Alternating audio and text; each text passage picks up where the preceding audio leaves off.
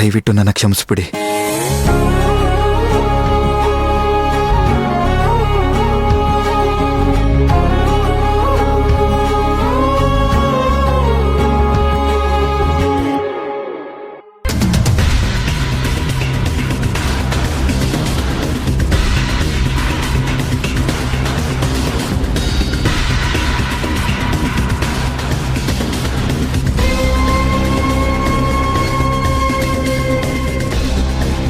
ಇವನ್ಗೇನಾಯ್ತಮ್ಮ?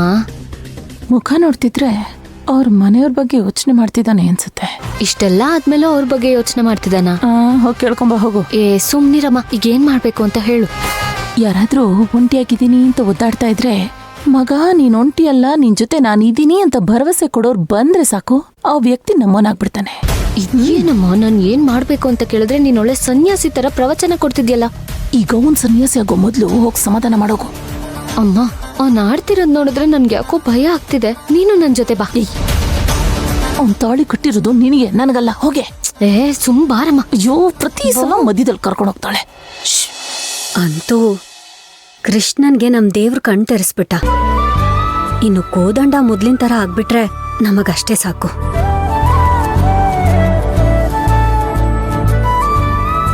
ದೊರೆಸ್ವಾಮಿಗಳೇ, ಕೋದಂಡನೂ ಅಷ್ಟೇ ಬೇರೆಯವ್ರ ಬಗ್ಗೆ ಸುಮ್ಮನೆ ಮಾತಾಡೋನಲ್ಲ. ನನಗನ್ನಿಸ್ತಾ ಇದೆ ಯಾರೋ ದಿಕ್ಕು ತಪ್ಪಿಸ್ತಾ ಇದ್ದಾರೆ ಅಂತ. ಬೇರೆ ಇನ್ಯಾರೂ ಇಲ್ಲಪ್ಪ. ಆಗ್ಲೇ ಅಮ್ಮ ಹೇಳಿಲ್ವಾ, ಆ ನಳಿನಿ ಮತ್ತೆ ಮಾಯಾನೆ ನಮ್ ಕುಟುಂಬದ ಸಂತೋಷ ಹಾಳು ಮಾಡ್ಬೇಕು ಅಂತಾನೆ ಇದ್ದಾರೆ ಅವರು.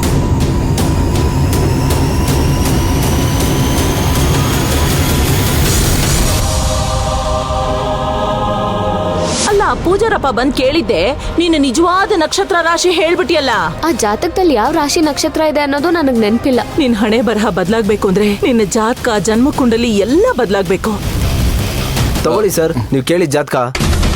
ನಿಮ್ಮ ಅಣ್ಣಂದು ಮೇಷರಾಶಿ ಅಶ್ವಿನಿ ನಕ್ಷತ್ರ, ಆದ್ರೆ ಹುಡುಗಿದು ಮೂಲ ನಕ್ಷತ್ರ. ಈ ಎರಡೂ ನಕ್ಷತ್ರಗಳು ಕೂಡಿದ್ರೆ ಅಲ್ಲಿ ಮದುವೆ ಆಗಲ್ಲ, ಪ್ರಳಯನೇ ಆಗುತ್ತೆ. ಅದು ಅಲ್ಲದೆ ಈ ಹುಡುಗಿದು ರಾಕ್ಷಸ ಗಣ, ಅತ್ಯಂತ ಕೆಟ್ಟ ಕಾಲ್ಗುಣ ಇರೋ ಜಾತಕ ಇದು. ಈ ಹುಡುಗಿ ಯಾರ ಮನೆ ಕಾಲಿಟ್ರು ಅಲ್ಲಿ ಬರೀ ಕೆಟ್ಟದೇ ಆಗುತ್ತೆ. ಹಾಗಾದ್ರೆ ನಿಂದು ಮೂಲ ನಕ್ಷತ್ರ ಧನು ರಾಶಿ ಅಲ್ವಾ? ಡ್ಯೂಪ್ಲಿಕೇಟ್ ಜಾತಕ ತೋರಿಸಿ ನಮ್ಮನ್ನೆಲ್ಲ ಯಾಮಾರ್ಸಕ್ ನಿನ್ಗೆ ಎಷ್ಟೇ ಧೈರ್ಯ? ನನ್ ಪ್ರೀತಿಗೋಸ್ಕರ ನಾನೇನೋ ಒಂದ್ ಚಿಕ್ಕ ತಪ್ಪು ಮಾಡ್ದೆ, ಆದ್ರೆ ನಿಮ್ ಅಣ್ಣ ಕೂಡ ನನ್ನನ್ನ ಅಷ್ಟೇ ಪ್ರೀತಿ ಮಾಡ್ತಿದ್ದಾರೆ. ಅದಕ್ಕೋಸ್ಕರ ಇದೊಂದ್ಸಲ ನಿನಗೆ ಕ್ಷಮಿಸ್ತೀನಿ. ಆದ್ರೆ ನಾನ್ ಏನ್ ಮಾಡ್ಬೇಕು ಅಂತ ಹೇಳು ಕೃಷ್ಣ, ನಾನ್ ಮಾಡ್ತೀನಿ. ಮದ್ವೆ ಆದ್ಮೇಲೆ ಈ ಮನೆ ಒಡಿದೇ ಇರೋ ತರ ನೋಡ್ಕೊಂತೀನಿ ಅಂತ ನನಗೆ ಪ್ರಮಾಣ ಮಾಡು.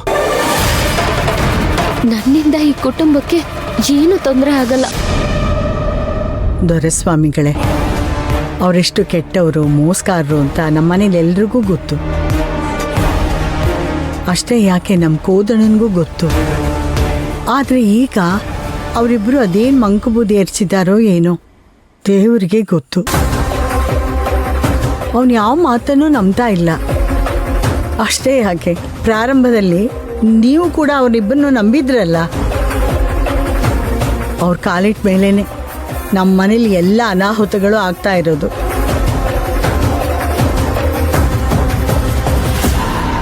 ನನ್ನ ಮಾತಿಂದ ನಿಮಗೆ ಬೇಜಾರಾಗಿದೆ ಅಂತ ನನಗೆ ಗೊತ್ತು. ಆದರೆ ಕೋಪ ಕಮ್ಮಿ ಆದಾಗಿಂದ ನನ್ನ ಮೇಲೆ ನನಗೆ ಅಸಹ್ಯ ಆಗ್ತಿದೆ. ನಾನು ನಡೆದಿರೋದನ್ನೆಲ್ಲ ಅಣ್ಣನ ಹತ್ರ ಹೇಳಿ ಒಪ್ಪಿಸ್ತೀನಿ. ನೀವ್ಯಾರು ಬೇಜಾರು ಮಾಡ್ಕೊಂಬೇಡಿ. ಏ ಕೃಷ್ಣ, ಇದೆಲ್ಲ ನನಗೆ ಅಗತ್ಯ ಇಲ್ಲ. ನಿನ್ ಸತ್ಯ ಗೊತ್ತಾಯ್ತಲ್ಲ, ನನಗಷ್ಟು ಸಾಕು. ನೀವಿಬ್ರು ಖುಷಿಯಾಗಿದ್ರೆ ಅಷ್ಟು ಸಾಕು ನನಗೆ. ಇನ್ಯಾರನ್ನು ಒಪ್ಸೋ ಅಗತ್ಯನೂ ಇಲ್ಲ, ಏನೂ ಮಾಡಬೇಕಾಗಿಲ್ಲ.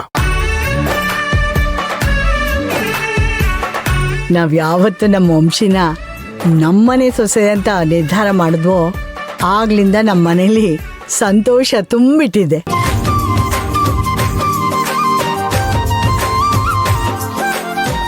ನಮ್ಮ ಮನೆ ನಿಜಕ್ಕೂ ಅವಳು ಬಂದ್ಮೇಲೆ ಕಳ್ಕಳೆ ಆಗಿರುತ್ತೆ ಅಂತ ನಾವು ಅನ್ಕೊಂಡಿದೀವಿ. ಈ ಇಬ್ಬರು ಮನೆ ಹಾಳ್ರಿಂದ ಅದಕ್ಕೆ ಸ್ವಲ್ಪ ತೊಂದರೆ ಆಯ್ತು ಅಷ್ಟೇ. ಆ ತೊಂದರೆನ ನಮ್ಮ ವಂಶಿ ಸರಿ ಮಾಡ್ತಾಳೆ ಅನ್ನೋ ನಂಬಿಕೆ ನನಗಿದೆ. ಹೌದಮ್ಮ, ವಂಶಿ ಖಂಡಿತವಾಗ್ಲೂ ನಮ್ಮ ಮನೆಗೆ ಹಿಡ್ದಿರೋ ಗ್ರಹಣನ ಬಿಡಿಸ್ತಾಳೆ. ಎಲ್ಲದಕ್ಕೂ ಮೊದಲು ಕೋದಂಡ ಭಾವಂಗೆ ಸತ್ಯ ಗೊತ್ತಾಗ್ಬೇಕು. ಅದರ ಬಗ್ಗೆ ಯಾರೂ ತಲೆ ಕೆಡ್ಸ್ಕೊಂಬಿಡಿ. ಅಣ್ಣನಿಗೆ ನಾನು ಅರ್ಥ ಮಾಡಿಸ್ತೀನಿ.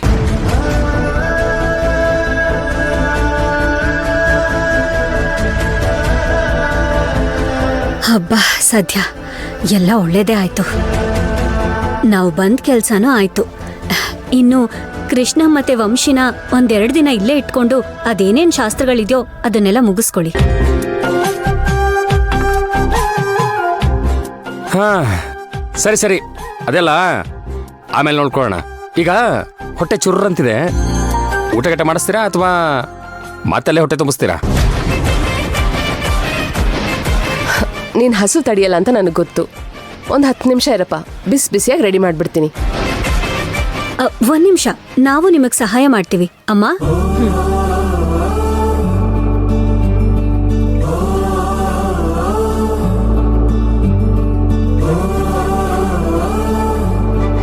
ಮೂರ್ತಿ, ಹಾ ಏನಪ್ಪ ಅವರು ಅಡುಗೆ ಮಾಡೋಕೆ ಹೋದ್ರಲ್ಲ, ನಾ ಫ್ರೀ ತಾನೆ? ಯಜಮಾನ್ರೇ, ನೀವು ಫ್ರೀ ಟೈಮ್ ಅಂದಾಗಲೇ ಅರ್ಥ ಆಯ್ತು. ಆದರೆ ಸಂದರ್ಭ ಅದಲ್ಲ, ಜೊತೆಗೆ ಅಳಿಗೆ ಬೇರೆ ಇದ್ದಾನೆ. ಸರಿ ಬಿಡಪ್ಪ, ಎಲ್ಲ ನೀನು ತಂದು ಕೊಡ್ತಿದ್ದೆ, ಬುದ್ಧಿ ಹೇಳಂಗಾಗ್ಬಿಟ್ಟೆ ಈಗ.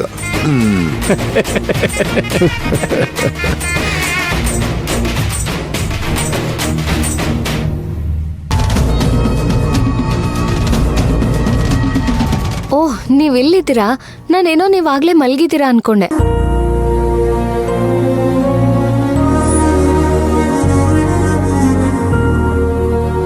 ಏನಾಯ್ತು ರೀ?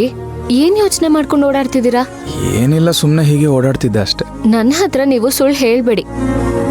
ನಿಮ್ ಮುಖ ನೋಡಿದ್ರೇನೆ ಹೇಳ್ಬೋದು ನೀವೇನೋ ಯೋಚನೆ ಮಾಡ್ತಿದ್ದೀರಾ ಅಂತ. ಅದೇನು ಅಂತ ಹೇಳಿ. ಮನ್ಸಲ್ಲಿ ಇಟ್ಕೊಂಡು ಸುಮ್ಮನೆ ಕೊರಗಬೇಡಿ.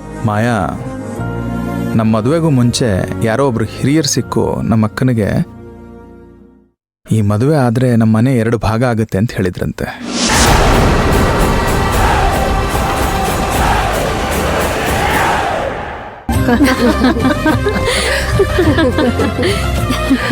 ವಂಶಿ, ಒಂದ್ ಸ್ವಲ್ಪ ಉಪ್ಪು ಕೊಡು. ಹಾಮ, ಅದ್ಕೆ ನೀವ್ ಕೆಲ್ಸ ಮಾಡಿ, ನಾನೇ ಕೊಡ್ತೀನಿ.